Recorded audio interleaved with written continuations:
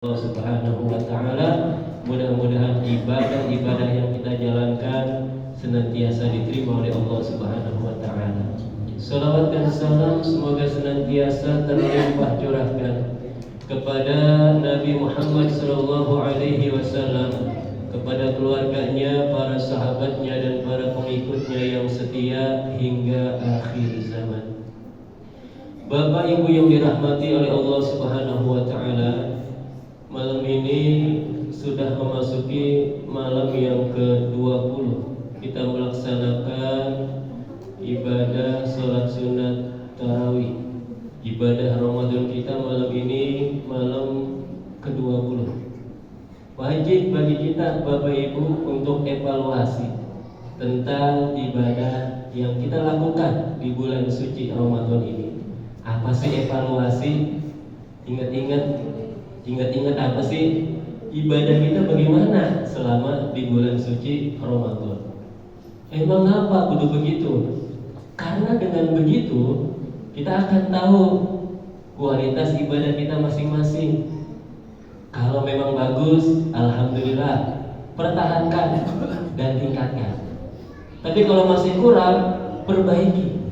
Masih banyak kesempatan. Masih ada 10 hari ke depan. Tapi kalau kita diem aja, begini-gini aja, ya udah, begini-gini aja jadinya, tidak ada peningkatan sama sekali. Karena Rasulullah Shallallahu Alaihi Wasallam pernah bersabda, dan ini menjadi pengingat buat kita. Kam min shaimin laisa lahu min siyamihi ilal ju' wal 'aths. Berapa banyak orang melaksanakan ibadah puasa, tapi dia tidak mendapatkan pahala puasa. Yang dia dapatkan hanyalah lapar dan dahaga. Mau emang kita begitu? Puasa sebulan penuh, pas di akhirat kagak ada pahalanya. Kayak kita nabung, nyelengin setiap hari nabung. Pas kita tepuk celengan kita, kosong isinya. Bagaimana perasaan kita? Sakit nggak? Sakit. Duit yang kita harap-harap kagak ada. Begitupun nanti pahala kita harap-harap, ternyata di akhirat kosong. Apa sebab?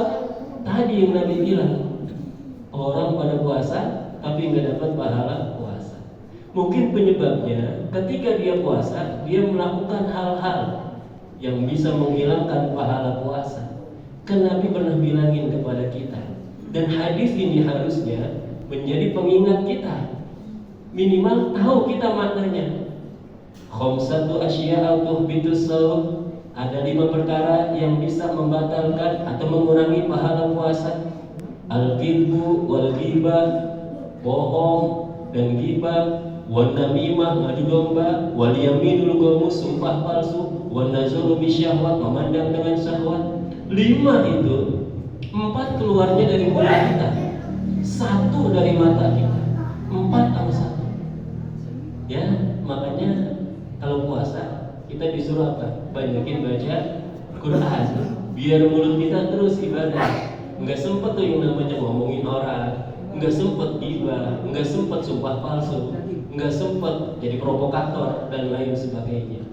Mata kita jaga, ketimbang melihat yang haram-haram, mendingan tidur. Karena naumu shaim ibadah, tidurnya orang yang puasa adalah ibadah. Bapak Ibu yang dirahmati oleh Allah Subhanahu wa Ta'ala, itu ingatin ya. Kemudian ada amalia ibadah di bulan suci Ramadan ini yang hukumnya wajib, yang kalau kita lakukan amalia ibadah ini bisa mensucikan atau bisa menyempurnakan ibadah puasa kita dari hal-hal yang sia-sia, dari perkataan-perkataan yang jelek. Apa amalia ibadah itu? Zakat fitrah. Wajib hukumnya. Dan fadilahnya bisa mensucikan diri kita, bisa menyempurnakan ibadah puasa kita. Sebagaimana hadis Rasulullah sallallahu alaihi wasallam, farada Rasulullah sallallahu alaihi wasallam zakat al-fitri. Rasulullah sallallahu alaihi wasallam mewajibkan zakat fitrah. Tuhratan lis-shaim wa tu'matan lil masakin. Zakat fitrah itu bisa mensucikan bagi orang-orang yang berpuasa minal lagwi warrafas, dari perbuatan yang sia-sia. Mungkin lagi puasa main HP mulu, mungkin lagi puasa main-main yang kagak ada manfaatnya. Zakat fitrah membersihkan hal itu. Warrafas, dari kata-kata yang keji, kata-kata yang kotor. Mungkin lagi puasa dia bohong.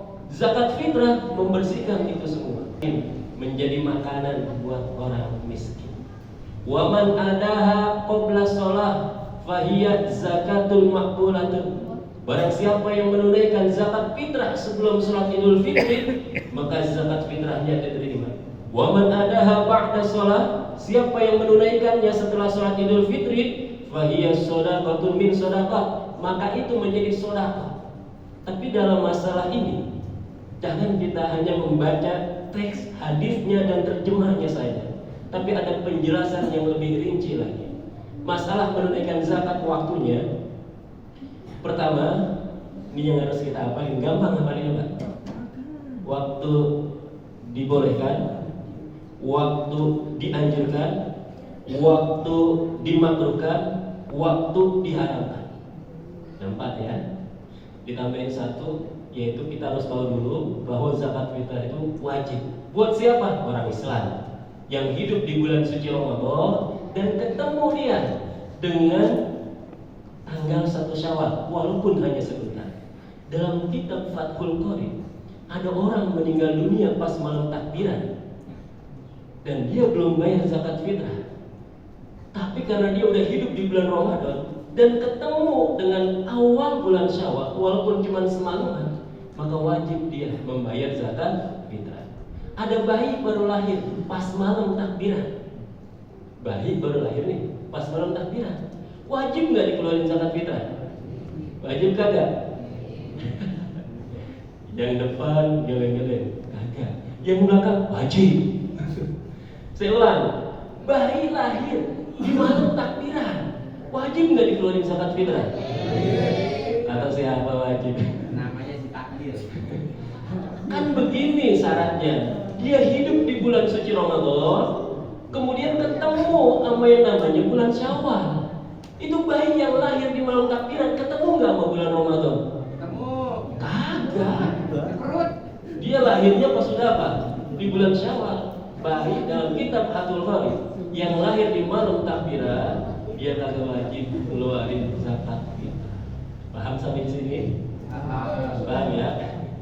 Aki-aki mati, aki-aki. Aki-aki mati. Mati di tanggal 30 Ramadan Johor. Ya. Hari terakhir puasa, mati dia Johor. Malah belum beli baju baru gitu. Meninggal dunia. Wajib kagak bayar zakat fitrah? Wajib. Wajib. Ayo bisa jawab. Wajib kagak bayar? Kenapa kagak wajib? Kagak ketemu dia sama bulan Syawal. Tapi bang, dia udah bayar zakat fitrah dari hari pertama Ramadan, bagus, udah bayar. Masa iya zakat fitrahnya kemudian berubah? Kalaupun dia belum bayar zakat fitrah, karena syarat yang kedua dia nggak ketemu sama bulan Syawal, dia kagak wajib mengeluarkan zakat fitrah. Baik, ini yang pertama. Dikit lagi Pak. Kemudian tadi ya, ada waktu dibolehkan mengeluarkan zakat fitrah. Mulai kapan? Mulai tanggal 1 Ramadan. Terus sampai sekarang boleh nih. Kemudian ada waktu dianjurkan. Kapan? Malam takbiran sampai sebelum sholat Idul Fitri. Itu sangat dianjurkan. Cuman saya pesan atas nama pengurus Masjid Jami Al Barkah dan teman-teman di bagian penerimaan zakat, kalau pengen bayar zakat fitrahnya di malam takbiran dan sebelum sholat Id, udah masing-masing itu mah ya, ke mustahiknya langsung, ke fakir miskinnya langsung, nggak usah ke panitia lagi kapan, udah beres di sini mah ya bang ya. Sehari sebelum takbiran udah rapi. Kalau pas mau sholat Id, ya Pak Ustadz selaku mutakib resepsi ya mau jadi imam sholat Id. Datang bapak ke rumah, Pak Ustadz selaku mutakib, Ustadz zakat fitrah ini ya kalau diatur, ya Allah. Ya kasihan kan ya, kasihan. Dari sekarang nih, panitia kan udah ngumumin di Masjid Jami Al Barkah Kalau sore ba'da asar sampai maghrib. Kalau malam ba'da tarawih sampai jam 10. Kayak itu. Enak. Kalau bapak langsung ke rumah, kalau tahu orangnya bagus. Jangan nanti ngerepotin Pak RT. Pak RT, orang fakir di kampung kita siapa ya? Pak RT mikir dulu siapa? Fakir itu kan kriteриanya apa? Orang yang nggak punya apa-apa, nggak punya pekerjaan, siapa di sini ya? Mikir lagi. Fakir kayaknya agak ada dah. Miskin apa RT? Miskin mah ada kayaknya nih. Apa sih miskin? Dia punya kerjaan, punya dia harta, tapi untuk kebutuhan sehari-harinya masih kurang. Didata dulu sama Pak RT. Nanti ada lagi bapak-bapak datang, Pak RT orang miskin kamu kita siapa ya? Lihat lagi datanya Pak RT. Kasihan nggak Pak RT? Kasihan. Yang enak bagaimana? Udah langsung aja ke Masjid Jami Al-Barkah. Biar yang atur nanti pemuda di sini yang memang sudah mengurusi masalah zakat. Itu waktu yang dianjurkan. Ada waktu yang dimakruhkan. Kapan itu? Habis sholat Id. Habis sholat Id. Sampai kapan? Sampai terbenam matahari maghrib. Berarti bang masih boleh ya bayar zakat fitrah habis sholat Id. Ulama mengatakan hukumnya makruh. Tapi boleh bang? Hukumnya makruh. Boleh kata bang?